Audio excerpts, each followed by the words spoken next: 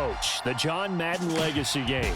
I'm Brandon Gaudin here to take you through the proceedings, and coming up, we're going to tell the story of a man who was truly larger than life and whose impact on the sport of football certainly is going to live on for decades and decades to come. Now, we've assembled a couple of rosters featuring some of Coach's favorite players from both yesterday and today, and Coach himself will be on the sidelines for both squads, trying to motivate his guys to victory. I'm joined now by my good friend Charles Davis. CD, your thoughts on John Madden and what he meant to the sport he loved so much? For me, Brandon, it's the word joy. He brought that to the game of football, brought the game to so many people. He stayed involved his entire life. And moving forward, when you think of football, you're always going to think John Madden.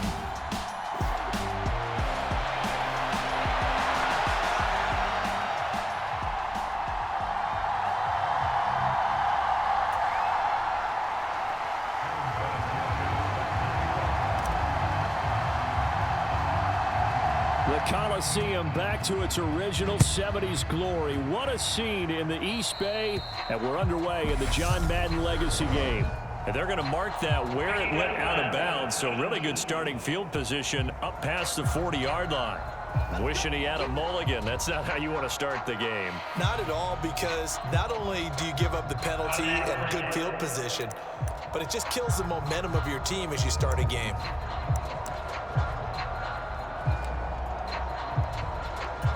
So it's the NFC stars who will get the ball first. And, Charles, as we alluded to, we've got a different era of coach on each sideline. So the man coaching this NFC squad, and we'll call him Young John Madden, this is a coach who was trying to establish a foothold in the NFL and on the cusp of doing it very successfully. Yeah, you think back to that period, those early days as a coach of the Raiders, the late 60s in the AFL, and then in the NFL in the early 70s. Coach was a guy who was ahead of his time. The Raiders were one of the first teams to have mini camps, one of the first to film practice, because he wanted to practice coaching as much as he could. And his teams, they were successful right from the start of his head coaching tenure. And that is incomplete. Oh, he had a defender right there with him to force that to the ground. And fourth down now coming up. Wishnowski on to punt as he sends this one away. And no one there to stop it. Hits at the 8, but it carries all the way into the end zone for a touchback. So, Charles, as mentioned, we've got another Coach Madden over here on the NFC sideline. So the man coaching this NFC squad, let's call him Young John Madden. This is a coach who was trying to establish a foothold in the NFL and about to do it very successfully. Yeah, you think back to that period, those early days as the coach of the Raiders. The late 60s in the AFL, and then in the NFL in the early 70s, he was a guy who was ahead of his time. The Raiders were one of the first teams to have mini camps, one of the first teams to film practice because he wanted to practice coaching as much as he could. And his teams, they were successful right from the start of his head coaching tenure. After the incompletion, here's 2nd and 10 from the 20. Brady. Rush coming, and he's taken down. The Fridge, William Perry, able to use that strength to get him for a loss of 2. We'll see what they have drawn up here. A little bit behind the line. 12 yards needed to gain a first down.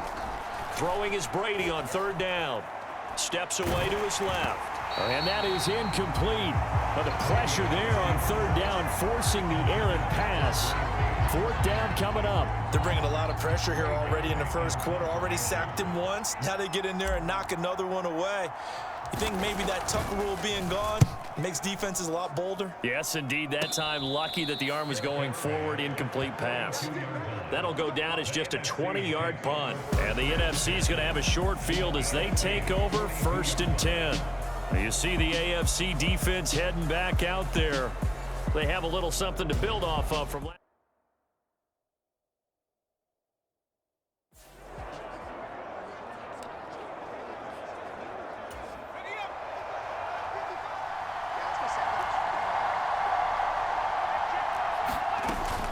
On 1st and 10, it's Sanders. Cameron Hayward in on the tackle. So as we mentioned at the top, let's take you through the life of John Madden. And, you know, it's very fitting that we're here back in the Bay Area, not just because John's so associated with Raider football, but also because this was where he spent his formative years. Yeah, he grew up over in Daly City with his buddy John Robinson, who would also become an NFL head coach. And he played his high school ball at Jefferson High, eventually wound up playing tackle at the University of Oregon and later Cal Poly San Luis Obispo. Played well enough that in 1958, he was a 21st round draft pick of the Philadelphia Eagles. That's right, the draft had 30 rounds then. Here's 2nd and 9, just a yard on that last run. Now Favre. That's swung out wide to Sanders. And he'll be taken down at about the 22-yard line.